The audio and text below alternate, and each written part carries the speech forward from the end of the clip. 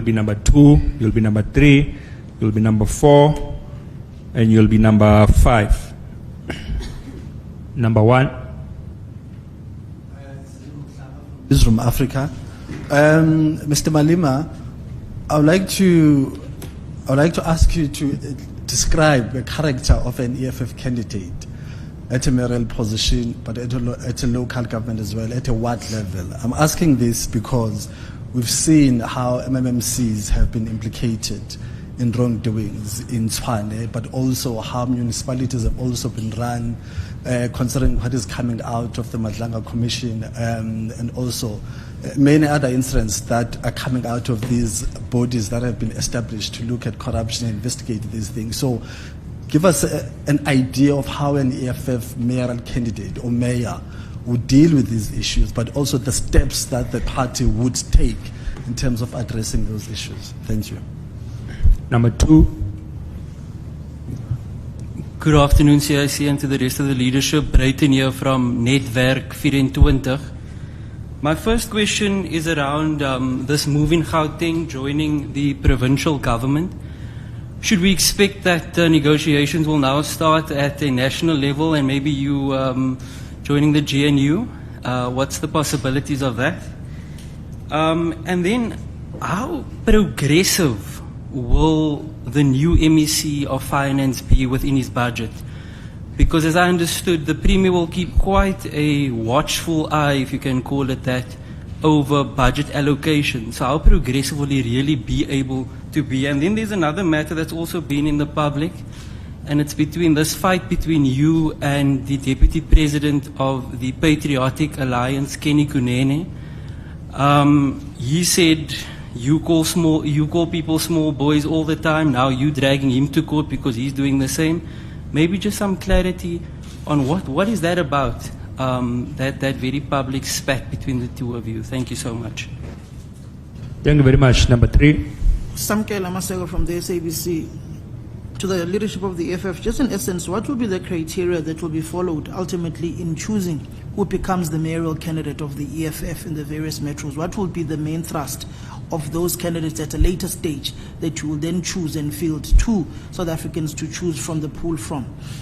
On the matters regarding coalitions, in Ekurhuleni, you were seemingly unhappy with Kosindipile Kagaza. What is your current relationship with the majority party within that particular council? I know Leanne Matthys used to be a deployee for the EFF in that particular municipality. What's your relationship within that council at this stage? On your relationship with Action SA, is it having an influence on how Action SA ultimately voted in the Ekurhuleni Metro, noting that you are working with them in the Tshwane local municipality? Thank you. Number 4. Good morning, President. My name is Lunga. I'm from the Mail and Guardian. President, last time you dented my ego, man. Please try to tone it down this time. President, the first one is to, when it comes to East London, I know you're going to court on Wednesday. What do you think the predictions are on that matter? And going back to Brayton's question, do you deny that you went to Mswazi's house at 1 o'clock carrying, because there's allegations that you were carrying money, and from what I've seen is that you are saying those allegations are just frivolous, where there's just a concocted things about you. So do you deny that you went there carrying money and bottles of whiskeys at night and all that on the allegation that he has raised? And thirdly, obviously, we've seen Nkululeko Dunga coming as an MEC here in Gauteng. Would we be looking for such a similar arrangement, maybe somewhere in KwaZulu-Natal, to say maybe you might be looking to offer, because the way it stands now, MK Party doesn't look like will ever be in charge of that province. And then lastly, if you are called to come and testify at the Madlanga Commission, if your name is indeed mentioned, would you be willing to say, look, you are going to come and testify at the commission? Thank you very much. Number 5. Good afternoon, Shannon Merrick's BC Africa, a member in good standing of the Press Council of South Africa. Number 1, the elephant in the room, the appointment of Dunga. A lot of people have expressed that they are not happy on social media. The ANC Youth League, the ANC Veterans League, the media, and so on and so on. Now, in terms of the best practice in South Africa, I'm going to give two examples. President Ramaphosa appointed a minister with a record of a convicted bank robber as a minister to be in charge of sports, arts and culture. The president then came to Johannesburg and then forced the ANC to appoint a Kenny Kunene within 24 hours back as the MMC as well. So if you can look at that examples, Dunga don't fit that criteria. He is not a convicted criminal. He has not spent time in jail. So why would you appoint a person that don't meet the best practice of what we expect of Africa and what we expect of people in South Africa to be criminals, to be stealing finance? As I know, Dunga don't even have a criminal case against him. I'll come back for the Madlanga Commission. Thank you. President. Thank you very much. As a point of start, I think we should put it on record that we have a big problem with newsroom. We have a big problem with newsroom. And if they want us, they will find us. It is a nonsensical thing they are doing of running stories about EFF without giving EFF a right of reply. It's an absolute rubbish, which we are not going to accept. They talk rubbish half the time. They don't call the EFF to come and reply. And you think we will not challenge you. We are going to challenge you on that. Because we are not kids that you're just going to insult on your studios and then when we see you, we must be all nice. The newsroom has got an agenda against the EFF and will go after it. It will not be for the first time that we take a TV station head on. And coincidentally, the people who made us to make ENCA run are now in newsroom. Which means the problem is not necessarily the station, it's individuals. There are certain individuals who will list their names. If they don't change their attitude, will read out their names in one of these press conferences. The same way they read our names and talk about us. And don't call us. It's wrong.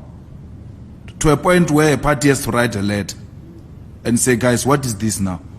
This is unethical. It's unacceptable. The issue of the mayor and the what candidate, I think they are all the same question. So the criteria we are going to follow is that people are going to be elected as what candidates, and would choose from amongst what candidate who's going to be a mayor. So you can't be a mayor if you are not a what candidate, or if you are not a what candidate. So the council is constituted by what candidate and PR. We are not going to have a PR list. We are going to have one person on the PR. We call him a placeholder. Then when the results are out, we know how many wards we have won and then how many PR seats we have won. Then the placeholder will resign. When a placeholder resigns, the IEC says, guys, you've got so many seats, you've got so many days to fill in those vacancies. We go and take candidates who have failed to win a ward. And the ones with the highest votes will be the ones who will be taken to become PR. Because people have been becoming PR through factionalism. They are not even known in their wards. Yet people who worked very hard in their wards, they almost won. They lost with 2 votes. They don't get into the municipality. But a factionalist of note gets into a municipality without even moving their finger.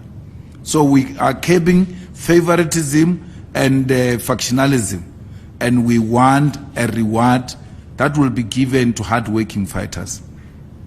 If you want to be a mayor in the EFF, go and become a ward councillor. Because a mayor is going to come from amongst the ward candidates. Whether you won a ward or not, If your ward is up there with those that have lost and you get into a PR, then we'll appoint you a mayor. So if you are not going to be a ward councillor and then you become a ward councillor and your ward, and then we appoint you a ward candidate, and your ward still gets low marks, it's not in the 5 of the wards that we're going to take the PRs from, then you are automatically out. The fact that you are a mayor means nothing. You have to show strength that you are a community builder, you are a community activist, you resonate with the people where you come from, you have been working with communities, and you are disciplined. And that process starting on the 1st of May. So anyone who joins the EFF after the 1st of May will not qualify to be a candidate of the EFF. It will be clear you are joining to become a candidate. So after the 1st of May is closed, the candidate thing is closed. After voting for a councillor successfully, a councillor will be taken to community meeting and he will be introduced to community members, and a session will be opened where community members will make comments about that candidate of the EFF. If there are strong views that are legitimate, which have been raised by community members, upon finalizing the candidature of that particular candidate, those views are going to be taken into consideration. And you are most likely to be taken back to choose a different candidate because the community is not happy with the one that you have chosen. So in a way, we also give the community, without taking the organizational responsibility away from the organization, we're giving the community an opportunity to have a say. Last one, and I don't know if I heard properly. SG, he said EFF MMC are implicated. Did you say that? That's what we've been seeing. So how would an EFF? Where? In Tshwane. Where? Who? No, I was not saying EFF. I'm saying we've seen MMMCs in other municipalities being implicated, such as in Tshwane. So how would an EFF mayor or MMMC be dealt with by the party if she or he is found to be implicated in such acts? No, we'll deal with it. In the EFF, there is a code for revolutionary conduct where members deployed in government and ordinary members are subjected to that code of conduct. There's a code of conduct for public representatives as well. So they will be dealt with accordingly. But so far, there's no any MMC of the EFF who is implicated in anything. And there's no one in the Madlanga Commission who implicated the EFF or the EFF leadership. Because the thing of listening is very important. If you listen with excitement, you might miss a small detail. So let's take that clown called 007. What they call him? Nkosi. Nkosi says he received a list of companies from a deputy chief of police. And the deputy chief of police was asking Nkosi whether the list comes from the Red Beret. They never said Nkosi and the chief of police in the commission. They never said we got a list from the EFF. They say someone brought the list and said it's from the Red Beret. They never said the Red Berets send us their list. There's a difference there. Someone sent us the list and said it's from the Red Beret. Can you please check with the CFO to check with the CIC? They never said the CFO checked with the CIC. They're saying the two crooks are talking on how they are going to steal. Then they put the EFF name and CIC and all of that. Then that's the end of the story. They just leave it hanging. They don't come back to us in that commission whether the CFO confirmed that that was the list of the Red Beret, and that whether the CFO confirmed the list with the CIC or anything of that sort. If you call that implicated, then you have to go back to grade 1. We'll be patient with you. You'll find us here. There's nothing implicating there. People are robbing each other, throwing EFF's name inside. There's no one of the EFF who's a player in the whole nonsense. So the EFF or its CIC is not implicated in Mandlanga. No one brought any list to me to verify, because I would have asked, where did you get the list from? So no one came with any list to me to come and say, is it true this is an EFF list? They were asking, someone said it's an EFF list. They ask amongst themselves, and as to whether someone confirmed or did not confirm their story, they just leave it hanging there and then go to the next subject, because that's how they want to deal with the EFF. Don't say anything. I mean, there's nothing against them, but just in passing, you could see how that white leader of evidence was so excited when the EFF was mentioned. Every time the EFF gets mentioned, he thinks he's got something, and there's nothing he's going to get from anyone against the EFF. His agenda won't survive if he's got one against the EFF. They say some general, I'm forgetting the story, it's a bit old.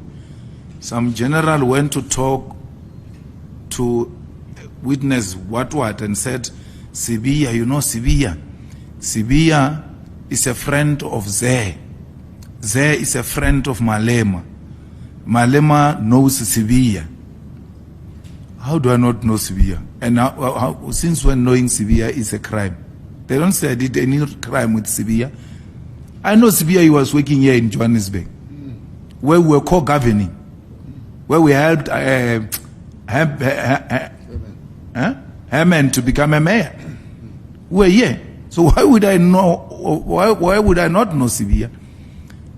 So I've not done any business with Sibiya. And when Sibiya went to the police, I called him. I said, there's 2 cases of A.B. Khali. They kidnapped the wife and the child, and it's been dragging, and the family is concerned. No one is doing anything. I then made Sibiya to be in contact with the family of the Khali, and then I left it there because I was not personally interested in the matter. But a member of public brought the matter to my attention. As a public rep, I've got a duty to attend to it, and I did it, and I'll do it again. If someone says police are not acting on 1, 2, 3, I'll call the relevant people in the police and say, there is this thing, including Castle. I will call him, including the minister. I used to call Begitele about issues that get to be reported in my constituency about police not being helpful about this or that. This is my duty. If it's health matters and nurses are not performing or the hospital is dysfunctional, the doctors are not treating patients well, I used to call Dr. Mtswaledi and tell him about the concerns that I received as a public rep, and I know him as a minister, so I will send them to those particular individuals. So it is my duty to do that. So, and then they say, by that, they want to draw a web, try to link me into those things. No, how do you link me? I don't know how police pull rank amongst themselves and say, yeah, I know so and so, I know so and so, I can do 1, 2, 3. I've never done anything with Sibiya. The second one was the Jeribu Shukha case, which I'm still going to call them, because even after we called them, even after we asked about it in the commission, still no movement. So why must I keep quiet and not call the relevant authorities and ask, how far are you with this case? I'm duty bound. That's why I do oversight, is to go and see if a police station is functional, a hospital is functional, or any of those things are functional. So that's my duty as a member of parliament. People send me to parliament to be their voice where their voice can reach, and I'm that voice. I don't engage in criminal activities. I'm not a criminal. So I will never, that's why I speak freely. None of your politicians can speak the way I speak, because they are told they've got smalanyana skeletons. I don't have that nonsense. So I know Zé Nxumalo is a child of Professor Nxumalo, who was the founder of the IFP. He was, if I'm not wrong, the first Secretary General of IFP. Then you say Julius Malema, in giving Z's description, you have to drag my name in. But his father is a retired politician, a noticeable person. Why are you not saying a child of Professor Nxumalo? You bring my name. Or is it because you can't research such a simple information like desktop? For sure you are shocked wherever you are, all of you. Oh, is that so? Yo. It's not a big issue. How can someone being someone's child be a big issue? That's the father. Zé is my friend. Zé Nxumalo is my friend. And anyone who stays in the north knows Zé Nxumalo, who grew up in the north, socialized in the north, northern suburbs, Sandton. You will know Zé was a big socialite there. But you know what is amazing, Samkel, about Zé? Is that Zé was best friend with the daughter of Rupert. You don't mention that. It's not like you don't know it. You don't mention that. You mention me because you are looking for me. You don't mention that at Zé's wedding, the groom's party was white people only. Because being Zé's friend is a crime. Mention his friends. All of a groom's party. Abum Kapi. They were all white. A person who spoke at the Zé's wedding was a white person. Zé has got a lot of white friends. You don't mention them because they are white. That's Zé's life. No, Malema, what? Because he knows Malema. Let's make it look like it's a crime. Zé was not a visitor at Rupert's house. Was a child of that house. The way they were so close, he used to tell me stories that he will be sitting on the couch and then the lady will be lying down, the head will be on the thighs of Zé, in front of the head will be on the thighs of Zé, in front of their father, Rupert. Zé has been to Rupert's farms, wine tasting farms, many times where some of you as journalists were. But you don't mention Zé and mention Rupert at the same time. Now this Musibi you're talking about, that, and you even asked me the question, have you been to the farm? When you've got an answer, Kenny can say whatever nonsense he wants to say. He must repeat that in court. Don't ask me that question as Kenny's question. We'll ventilate his nonsense in court. Because he doesn't have an answer, he says, I'm suing him for calling me a boy. It's not true. I'm suing him for saying I'm at the center of the cartel. But when the brain has moved from the head into a stomach and increased your stomach, then we've got those such problems. You can't think.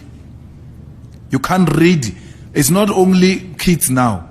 It looks like we do politics with adults who can't read for a meaning. He must go and read the papers again. He's being sued for saying, I am at the center of the cartel. Meaning, by implications, he says, that big 5 drug cartel you are looking for, I am one of them. He says that. Now he realized he has spoken nonsense. He leaves that. He says, no, he's suing me because he says I called him a boy. And because he knows you don't read, you're going to repeat after him. Read, just read. Read papers. The papers of the court are not difficult. What is difficult is when they start arguing about a case law. But the papers is a storytelling. This one said this one said that was a storytelling. How can storytelling be difficult? You don't get involved. If you are that lazy, don't go to legal arguments, leave them. And just read the storytelling. Or, and like, le pantiti le ba le suela eng. Then you will understand, man, when you are excited like a child in a podcast, and you said Malema was at the center of the cartel. So we want you to tell us how does Malema become part of the drug cartel? In supporting his evidence, it says, I took 80,000 to the farm and then a bottle of whiskey to pay a protection fee to the cartel. How do I pay a protection fee to myself?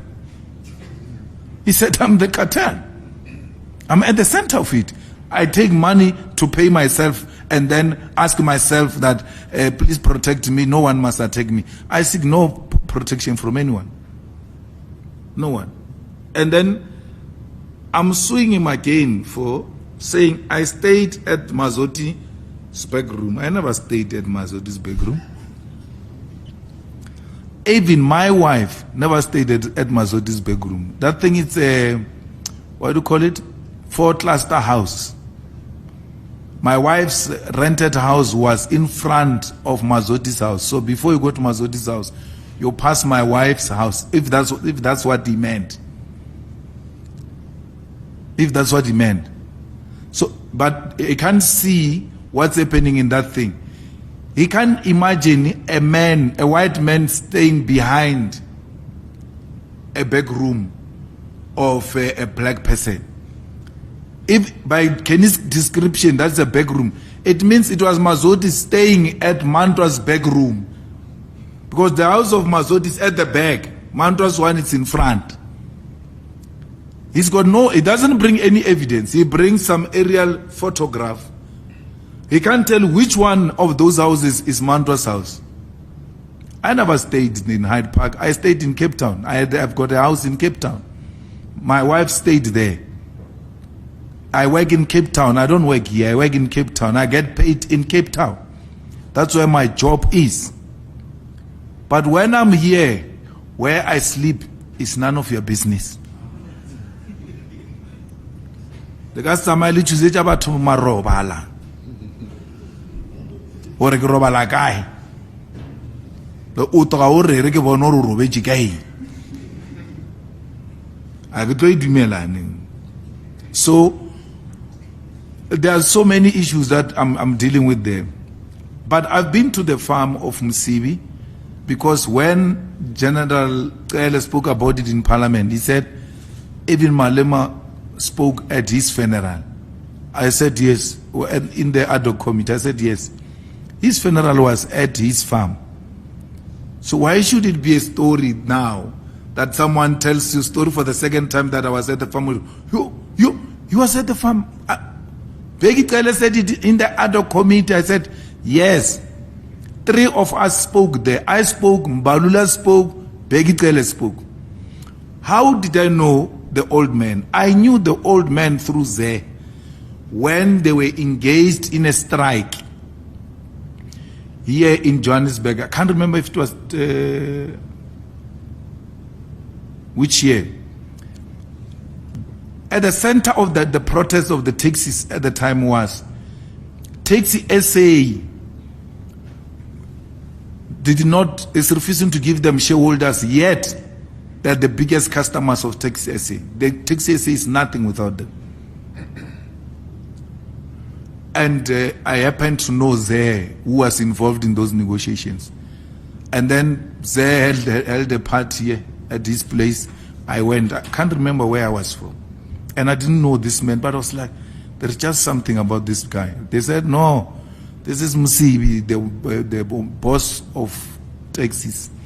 So it made sense to have taxi people there at Zé's party because Zé works with the Taxi SA, is the one who do deals for them and all of that.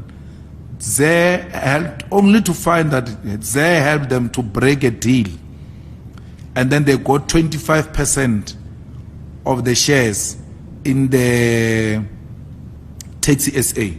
So this Musibi we are speaking about is a shareholder of a registered listed company called Taxi SA. Who financed Musibi's deals? Was it Malema? No. What is this company called? What growth?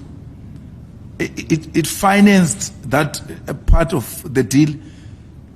Standard Bank put money in the deal.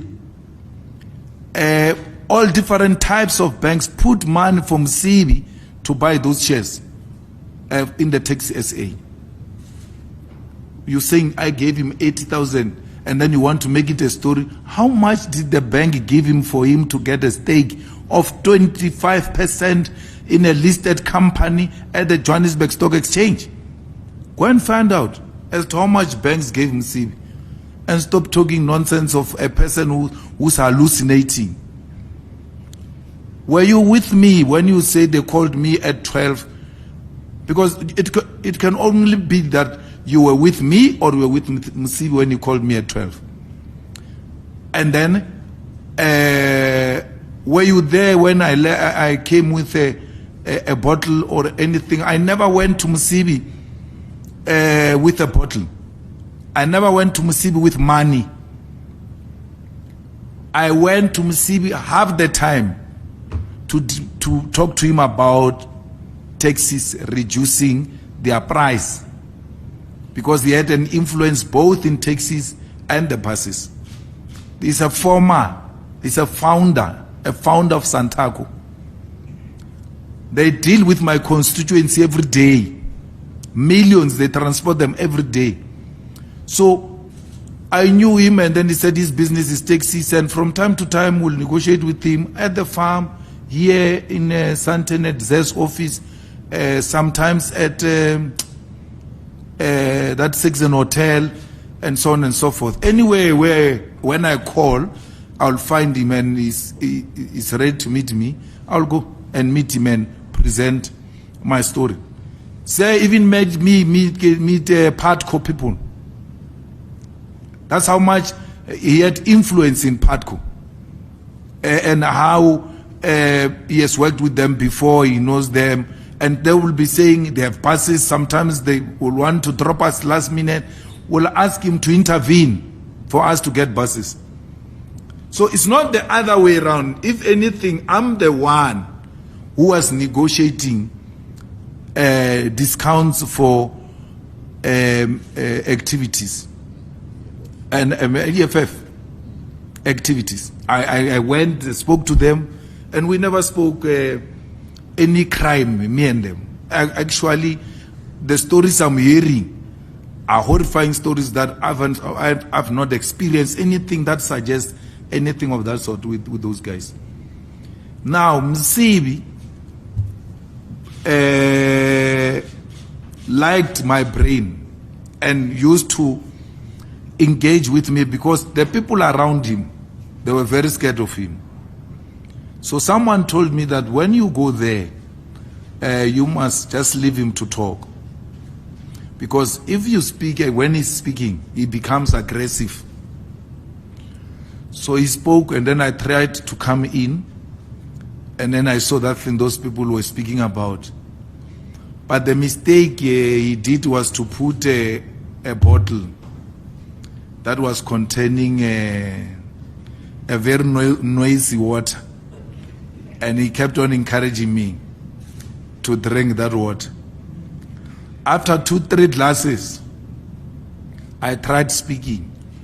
And then he said, no, I'm going to finish. I mean, this is like now, more than an hour. I said, look, no one told me I'm coming here to be addressed by you. No one. They said we're coming to have a meeting. And then the next thing, I can't speak, I'm going to speak.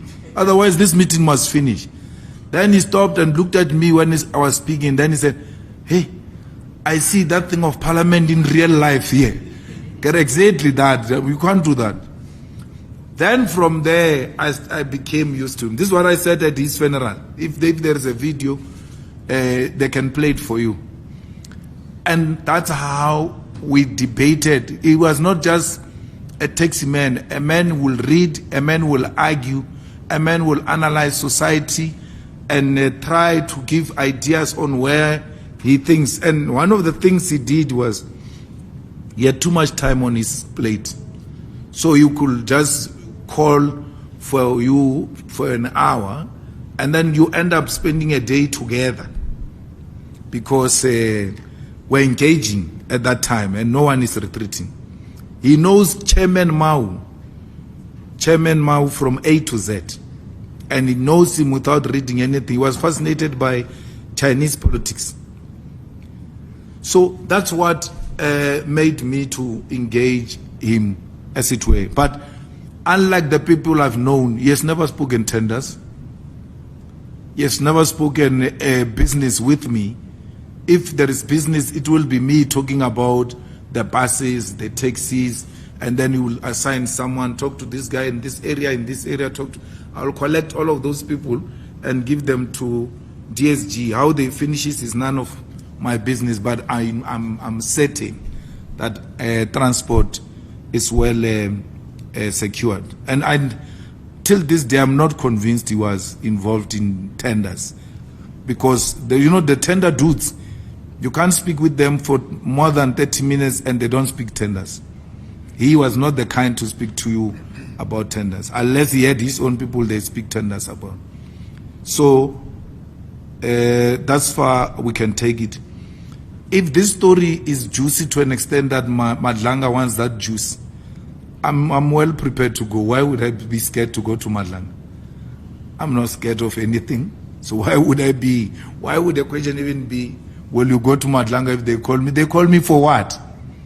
For discussing politics with Msibi.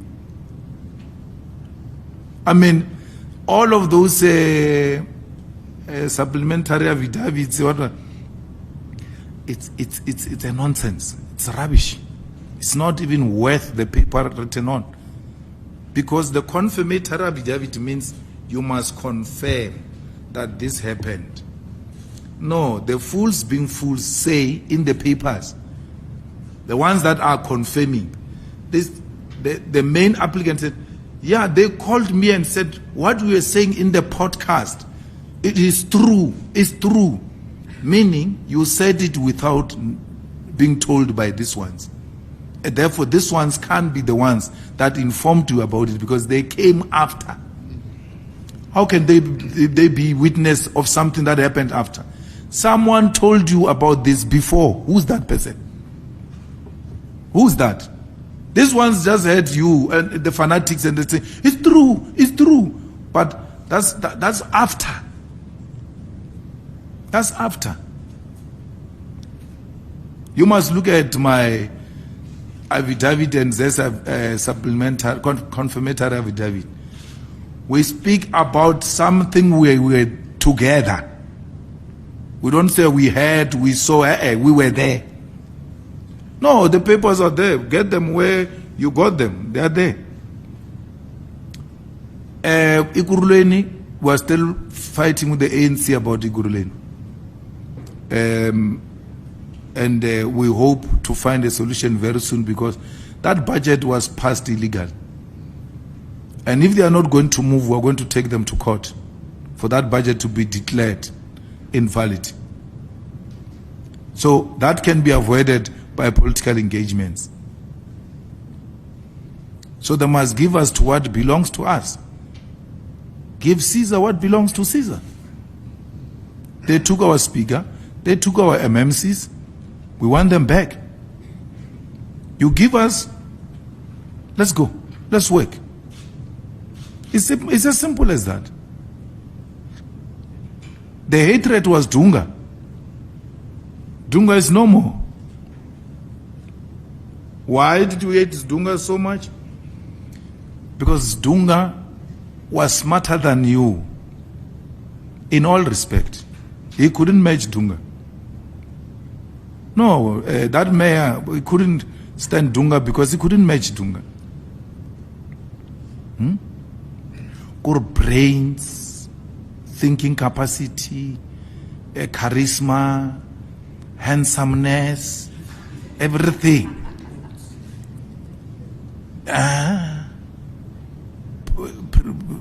Dunga is more presentable than him. Dunga has got no puza face and things like that. So, not try to run up puza face. Till today, he hasn't told us why he hates Dunga this much. So we have to fundraise the reasons and find out. Or maybe because he's got puza face and Dunga doesn't have. Therefore, that's the fight. Because he said the fight was personal. He said it's very personal. He couldn't give us any reason. So we are not, if we're given any reason, we'll leave. Fighters, Dunga never stole a cent in Ikurulin.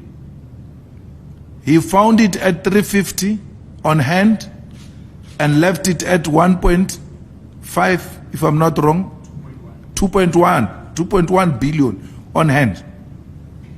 So how do you say such a person doesn't have capacity? How do you say that? That such a person doesn't have capacity? Who said all MECs of education are teachers? Who said that? Or education experts or anything of that?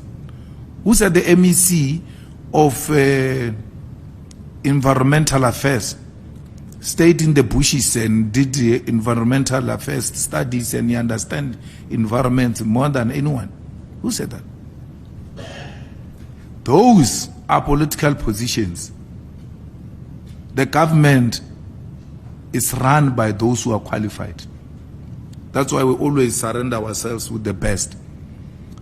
That's why you saw his first picture to the office. He was accompanied by a doctor. That guy didn't do his PhD with burning of tires in the township. And that was not his PhD.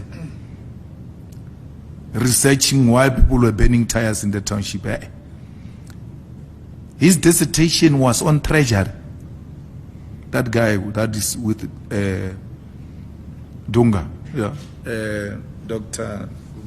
Guman. Now, Mbalula once tried to ridicule us. Not to go to school is a problem. Where he says, they brought an expert. They brought an expert. And we didn't have an expert. And he's proud that he didn't have an expert on a matter that needs experts. That's how much education is valued at that site. You are being ridiculed and being made a joke for having an expert.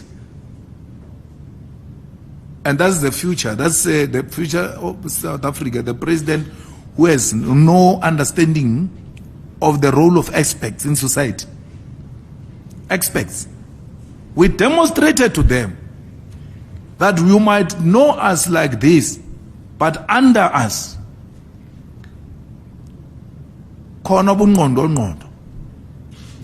real thinkers are there to sharpen this tool called the EFF. They didn't have expect, he's right. He had wafflers, waffling. All of them eating from the palm of our research. That's how much we feed these ANC's illiterates. We feed them. In the finance committee, there is West. It was this expert who made the ANC through our public reps to know that there is a law called money bill. Joma Swanganya, what is that? No. Let's attend the meeting. And then he attended the meeting and he ran because he was still getting a crash course on money bill.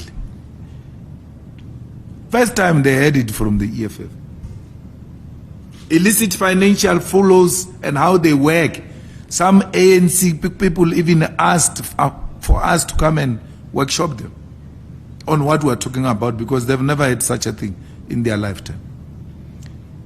That's because we hire the best. We hire the best. And we're focused. So, they can complain about Dunga. Dunga is not an ex-convict. They're working with ex-convict. Where is that old man who was fired at the SABC, who calls himself a veteran of the ANC? Yes, Snooki. Why is he not giving us an expert opinion on prisoners that are working with Cyril in the cabinet and in the municipality? In the municipality, there is a video of MMC of transport where he was calling private parts of women in a video. After he dropped that thing, he was rewarded with an MMC position. That's the kind of leadership you have, and you want to compare that to Dunga? Shame on you, shame on Snooki. Maybe that video is exciting him, old as he is, where the MMC of transport was calling private parts of women integrity committee. What is integrity about calling private parts of women? Go and look before you pass judgment on Tunga. Look at the kind of people they work with. That minister of correctional service, an apartheid apologist, a man who possibly could have even killed black people, that man, a racist of note. Those are the kind of, you accept that man, you accept that man who probably was participant at Flag Plus. You accept to work with him, but you refuse a young genius African person, and you want to call yourself a revolutionary. Oh, shame on you. That's why we're not shaken. If Sanko wants Dunga out, let Sanko can go in and let it give the ANC the vote it wants after going in. What is Sanko going to give the ANC? What will they give them? What will the Veterans League give the ANC? What will the Veteran Youth League give the ANC? The ANC is looking for something, yeah, and we're the only ones who have it. We have it. And because we are respectful to South African people, we don't bring you drunkards who hide behind the name veterans, but hopeless drunkards. We bring you the best, not from prison, not a man who's proud of having killed people in the ICT when he was committing the ICT crimes. No. The man is still very young. The man is intelligent. Listen to him when he speaks. He brings in a fresh air. Not an air yang dinta cha tronko. Dinta. Apo le panti te ru le bella do bana dinta ro ena na le dinta. That's not what we're bringing you. We're not bringing you a bad smelling air from prison.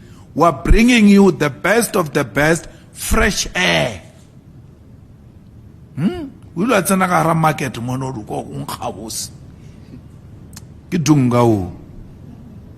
bringing you fresh air, not recycled thugs.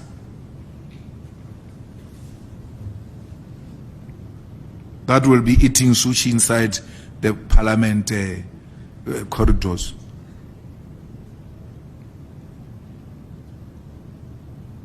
No, we're going to East London 14, 15, no, 15, 16. That's a sentencing. We've already said we will appeal the judgment. The state has already put in the heads of argument. They are calling for direct imprisonment of 15 years. Yeah, so you can see that someone is doing everything in its power to get me into jail. So I have no problem with that. It's legal battles that we'll fight. Here in South Africa, you don't use the courts to fight political battles. So we are going there ready and knowing what the other side wants us. They are coming for a kill, but we'll meet at the court floor. We're not in any alliance with Action SA because we voted for them in Tshwane. We speak to them from issue to issue. You know, we are the only ones in South Africa. Panyaza comes after us, by the way. We are the only ones who can run successfully a coalition government because we don't suffer from any egoistic politics. We negotiate all the time. We don't throw weights around. Coalition means permanent negotiations. It's permanent. At 12 o'clock, you can be called that we just finished our meeting. Can we please urgently talk to you? Midnight, tomorrow the council is sitting. You can't say, no, guys, can't we do it in the morning? I'm sleeping. No, you have to wake up. You don't have numbers. You have to wake up because you might be shocked when you wake up in the morning. So, coalitions means permanent engagements, and that's what the EFF does with the Action SA from issue to issue.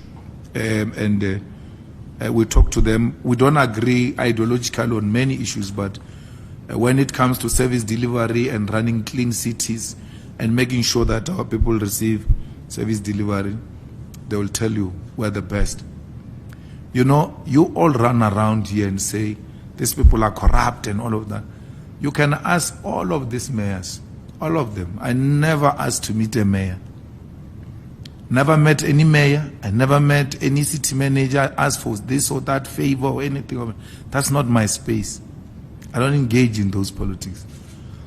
I mean, as you're speaking now that, oh, you and Action SA in Lane, you are voting together because you voted for them in Tshwane. I have to pause a bit and think, who's the mayor in Tshwane, by the way? Because I've got no obsession with those things. Once they were agreed, they get assigned to relevant people, I move to the next assignment. That's my job. So you can go to where, you can go to anyone who knows her. She will tell you, I've never met her. So I don't seek any favor. I vote on the basis of what is to be achieved in the immediate for our people while we are fighting for the strategic objective of the EFF. We will be MECs in KZN under MK government. Ungajahi, yabulala impi, ungajahi, hamba kancane. Siyasebenza la, KZN sibhizi kakhulu asilala. So, you know, politics, 2 hours is a lot of time. 2 hours. So we're working. We're not going to be anything in GNU that involves DA and Freedom Front. You can be rest assured. That's why our appetite when Panyaza called has always been there. We said, no, we're fine.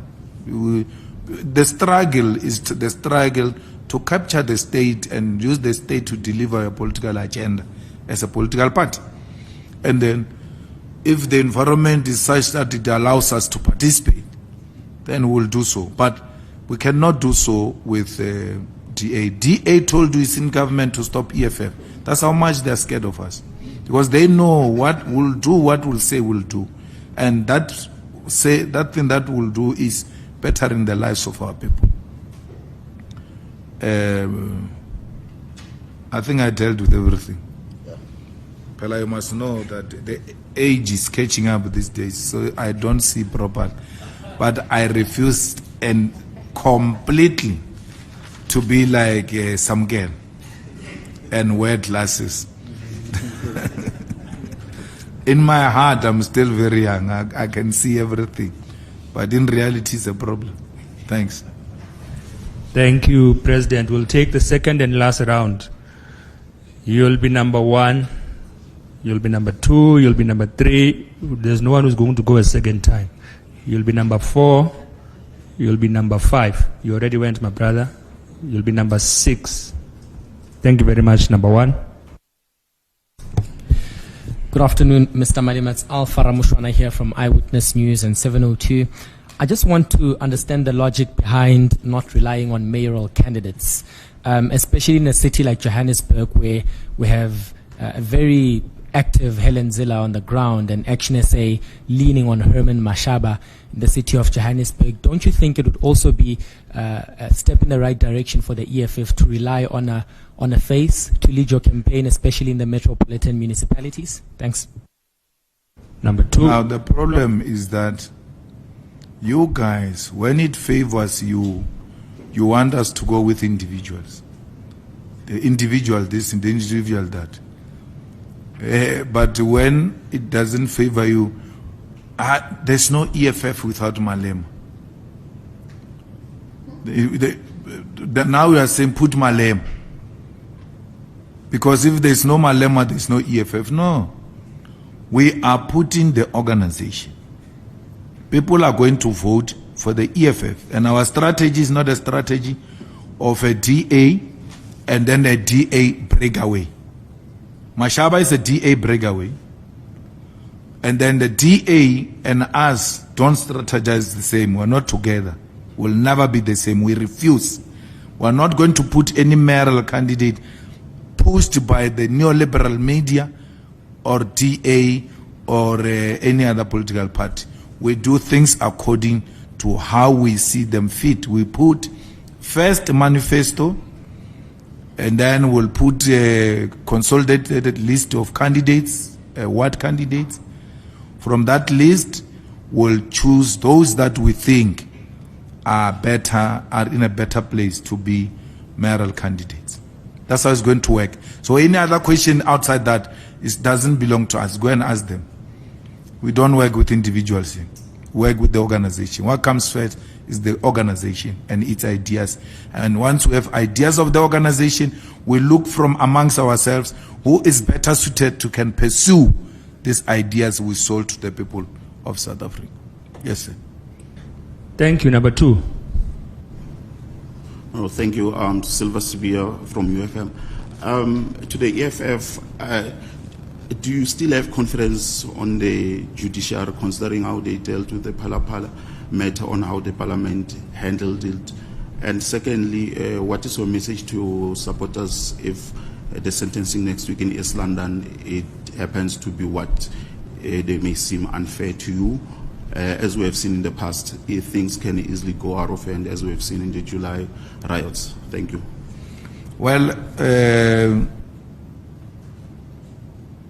we don't have any message to our supporters. Our supporters are guided by the leadership and it's the discipline of the organization. So we don't expect anything unusual. We are going to court, and that's how we'll deal with it. What was the first one? No, we can't use one case to throw the baby with the water away. It's a one case. And we are dealing with it. We are not folding our arms. No one is going to destroy our constitution and destroy the judiciary in our presence. We will do everything in our power to defend it. They said the case will be out in a month's time. As long as the case is not out, every month the EFF is going to march at the Constitutional Court. We're not stopping. If that letters thought it will make us go easy on the matter, we're not going easy on the matter. And they must know we're highly disappointed in them. We're highly disappointed in them. They've destroyed the legacy of Mokwe, of turning things around within a short space of time, where we put an emphasis that once a matter is finalized, it should be within 3 months that people should receive matters. That's why you can be granted a direct access to the Constitutional Court without a serious struggle. Why? You are dealing with a serious man. Once they say you've got access, automatically it's agent that matter. So what happened? We are highly disappointed. But we are highly disappointed in you also, because none of you goes to ask those NGOs Why are you so quiet when a matter like this is taking forever? We should take those NGOs serious tomorrow when they speak. When they say to Malema must step down, Malema must step down, you must listen to such people who are selective in their approach. When the facts are out there, people use their majority to vote against what was rationally making sense. Are we saying rationality can be replaced by majority? That court needs to answer that, because no one has provided any reasonable assertion which made Parliament to arrive at the decision they arrived at. They just used majority to undermine rationality, and we're not going to sit back and allow that. So let the court come out. Let's hear what the court says, that if you have a majority, you can always find your way. You can always use the majority to take unconstitutional decision, because that's what happened there. Thanks. Number 3. Hi everyone, into our leadership. My first question is, you have previously... Name, media house. Oh, sorry, my name is Commander-in-Chief from Inside Politics. Yes. So you have previously labeled the conviction racist and politically motivated. If the court delivers a custodial sentence next week, will the EFF continue its campaign of public picket, or will the party strictly limit its response to the formal appeal process we have already vowed to pursue? My second question, which municipalities do you think will do well and why? And also, lastly, how are the preparations for the upcoming joint conference of the left organized by the party and the SACP? Is the party planning to work together with the SACP during the local government elections, and whether you will form coalitions with the SACP? Thank you. What was the first one? If the court delivers a custodial sentence next week, will the EFF continue its campaign, its public picket, or you will strictly limit the response?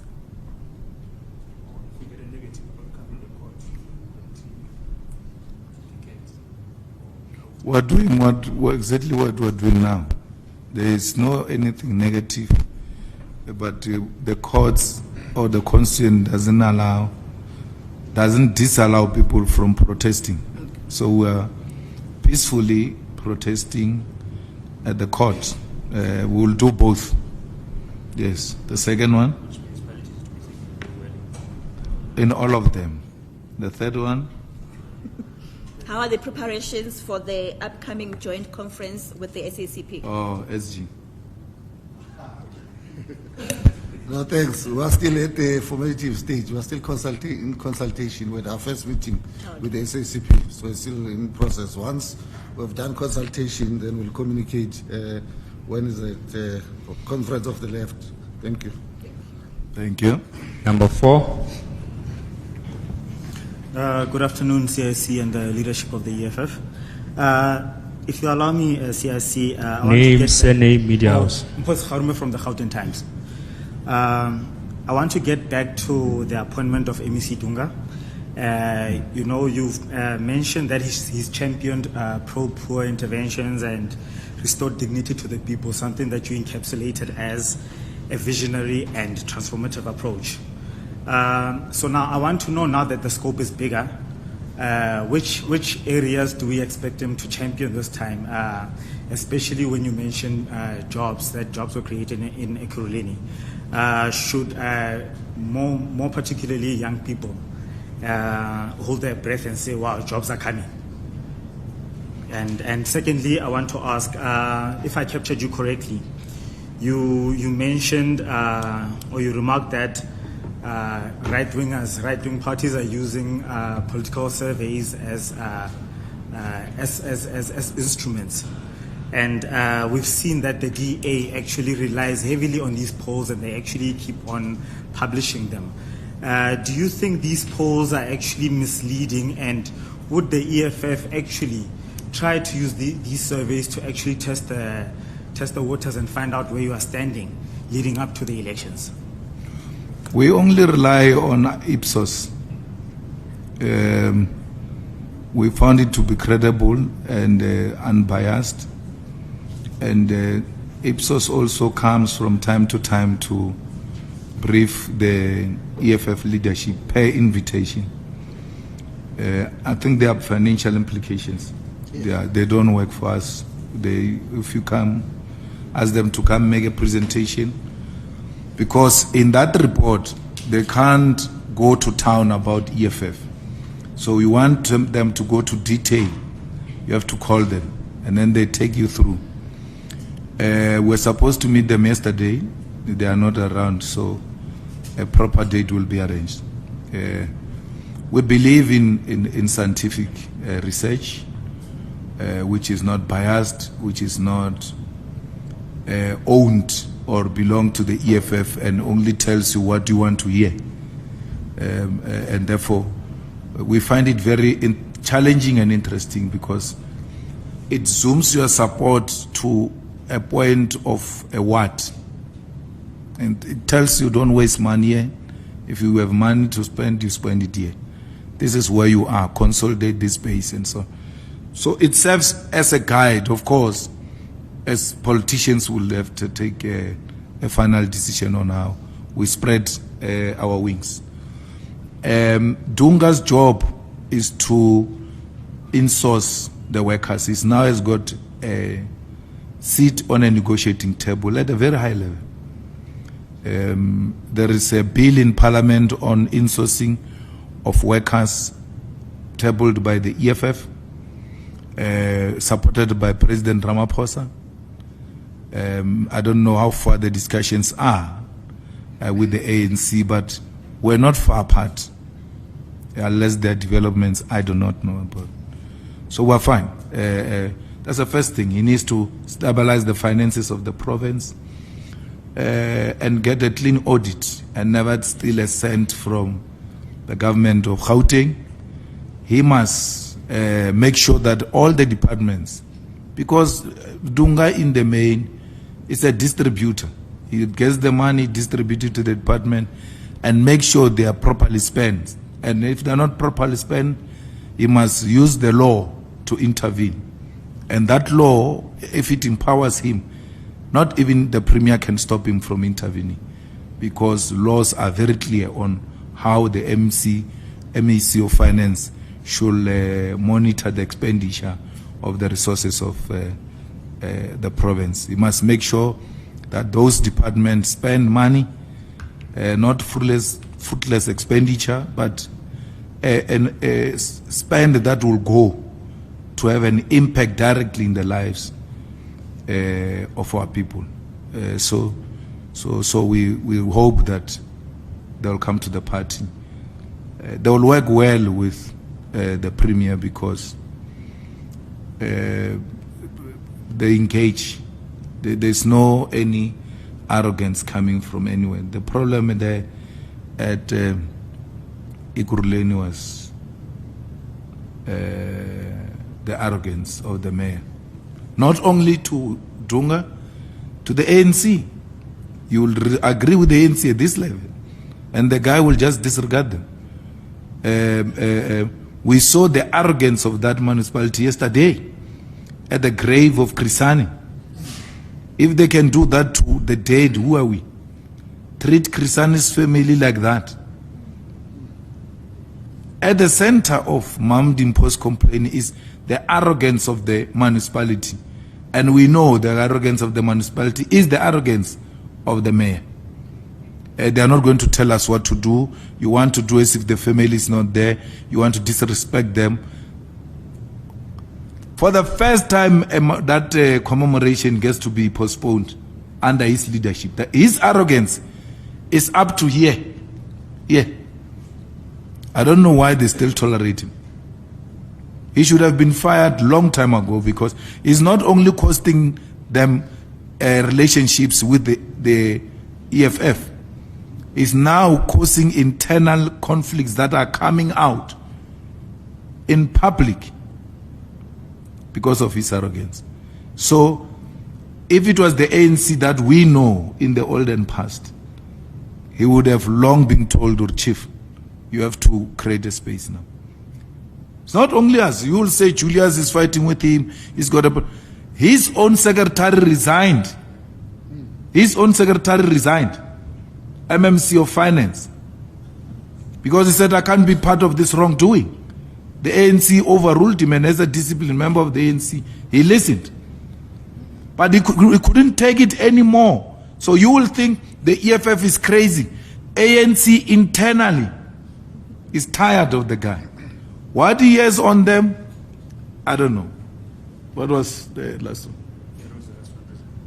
It's number 5. Good afternoon, leadership. My name is Refilo Muchwari from Journal News. My first question will go as regarding the new MEC of Finance in Gauteng. What are the strategies that the EFF is going to use to fight especially tender irregularities? And on the issue of, considering the fact that he is entering a system that is already rotten. Secondly, on the issue of insourcing workers, where does this put entrepreneurs who most of the time rely on tenders to employ people? My second question is, can I please get an analysis from you, CIC, on the politics in Mangaung? How confident are you that the EFF, stands a chance to maybe lead the municipality or, being part of the coalition government in Mangaung? Thank you very much. Number 6. Good afternoon, Cindy Santlawati from the Gauteng Network. Part of the statement that has just been released by the Democratic Alliance highlights the lack of the former MMC in Dunga leading to the unqualified audit statements, is that he failed to do the IDPs properly in ensuring that the feedback of the finances are done, and also the late payments also were due to a delay. Lastly, in terms of the negotiations which put the provincial budget at risk, one thing that has to be asked, was the EFF really that comfortable with preventing the budget from being passed in the province so that even health employees and health services would have been delayed if that had happened? That is the last one, President.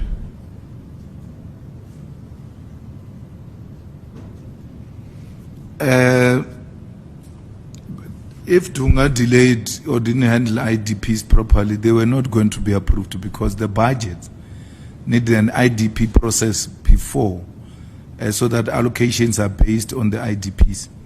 So we've never seen any budget not being passed because IDPs were not handled properly. And the DA it litigates a lot. If you don't do things in a manner they want, they don't hesitate to embarrass you in court. So they should have gone to court if there was something that was done illegally under Dunga. So they've never done it. They're just grandstanding now because there is an imaginary opposition to Dunga's. Therefore, opportunistically, let's add our voice. But we don't have anything, so we just say whatever comes. Nonsense late payment, because one of the earlier times, if you know where Dunga started, in the first 3 weeks, he called the entrepreneurs in Ekurhuleni, all of them were not paid, put up systems in a hall and said they must move from one place to the other and be told where is their invoice stuck and why.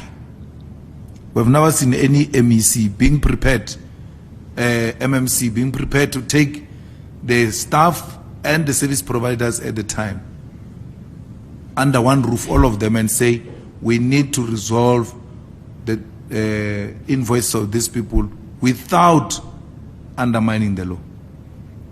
If there was more information needed, people would be referred back and all of that. And people were being paid under Dunga. And that's what we expect, amongst other things, in the province, that the service providers, especially those who provide essential services, must be paid. on time? How do you not pay a feeding scheme? How do you not pay scholar transport? What do you expect those children to do? There are certain issues that are non-negotiable. We have to make sure whatever happens, these issues are attended to. Entrepreneur does not mean tenderpreneur. You have to be innovative. You have to bring, so when you call yourself an entrepreneur, you should be disruptive in nature. If things are done this way, you must start doing them differently. You must revolutionize the business industry, especially the sector you're involved in. So there's nothing entrepreneur in exploiting workers and security guards. With insourcing, everyone that we actually can do this function without any person in between. As an entrepreneur, you'll have to come up with new ideas and new innovation in a different space and continue to thrive. Those who are crying is tenderpreneurs who know that they survive through tenders. Majority of them can't even write. They can't read. They don't know how to fill up a tender document. They rely on someone to fill up tender documents for them. They're engaged in shenanigans, in criminality, collectively.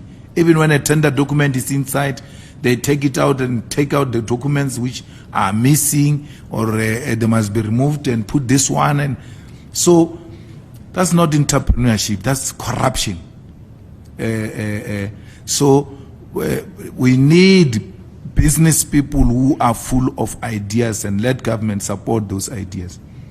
You see, if you come up with a proposal here and say high-rise buildings, this thing of getting human beings to go and climb down high-rise buildings to clean windows up there is outdated, it's uncalled for. Let's get drones that know how to clean windows, and they can go as high as possible. So why are you not, as entrepreneurs, coming with such alternative? That no, we can hear you are insourcing, but it's risky for workers to go up there. We've got drones to go and clean up there where they can't reach. No one is saying that. We just want to get a tender of cleaners and still continue to risk their lives. We are not insourcing everything, but anything that is not of strategic use to take it to the private sector that we can do as a government, we are going to insource. And why should there be a tender of toilet papers in a country full of unemployment? Why can't you? Because you look at what do you use, which is not so complicated as government. You establish a factory of government, and then you get people to do those things, working for government, produce for government, as workers of government. You need toilet papers, you need cleaning material, you need this. What is it that you need which uses a lot of money from the government? Get the people to produce them internally. By so doing, create jobs for our people directly as government. Really, we must be ashamed. But when it comes to building Gautrain or anything engineering of that sort, of course we need expertise of other people. Alone we might not have the necessary capacity. But where a capacity can be generated from within, let's use internal capacity. Let's strengthen this internal capacity of the state and use the facilities of the state. We're not going to pass a budget, say, health workers or what. That will never be used to blackmail us. We're not going to pass it. Whether the implications, we're ready to stay with those implications. The workers have not chosen EFF as their government. The workers will not, when they are not paid a salary, they must blame those that they chose to be a government. It's not the EFF that failed to pass a budget. It would have been those they chose in government. You see, now when a budget fails to pass now, the EFF failed to pass the budget. We're still going to lobby the MK because we want to be in a much more safer space, much better, so that even those small ones, the day they have a headache and they are unable to come to work, we are not affected. So we are going to bring along MK because we're working with MK in KZN to remove that government. So when they vote for a budget now, they are no longer voting for the ANC budget. They are voting for EFF budget. Why? When they vote against it, what do they say? We must also vote against them in KZN. When they abstain from this budget, what are they saying? They're saying we must abstain from KZN? Is that what they're saying? So we are putting this province, when we, at least, we require Nombalula's permission to do so. We say to MK, let's put a stable government here. You might not participate, that's fine. We are participating. We're going to put another stable government in KZN, and we're going to help you to realize that.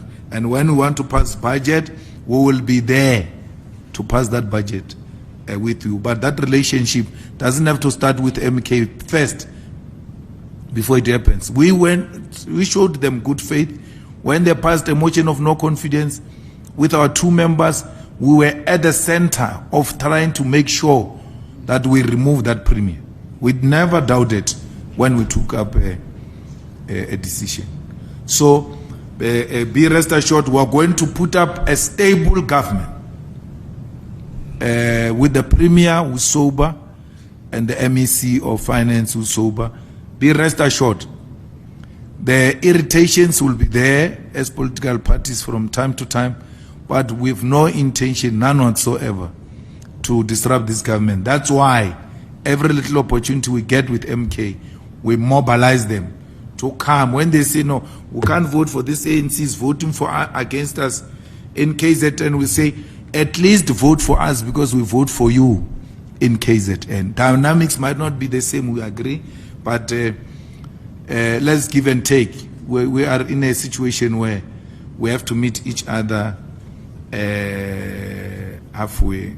Mangaung, there will never be an outright winner of any municipality, any metro. No one. So how we are all going to deploy is going to be very important, because the people who are going there, they must understand that they must subject themselves to political management committee, which is going to manage the relations between individuals who are leading on behalf of parties in those municipalities. No outright winner in all the metros, except in Cape Town. But even there, we are going to put up a fight. Yeah, there's no. So once we successfully make sure there is no outright winner in all the metros, you are guaranteed in 2009, 2029, no one is guaranteed. Without metros, no one can govern this country. It's guaranteed. So you choose wisely now for the future.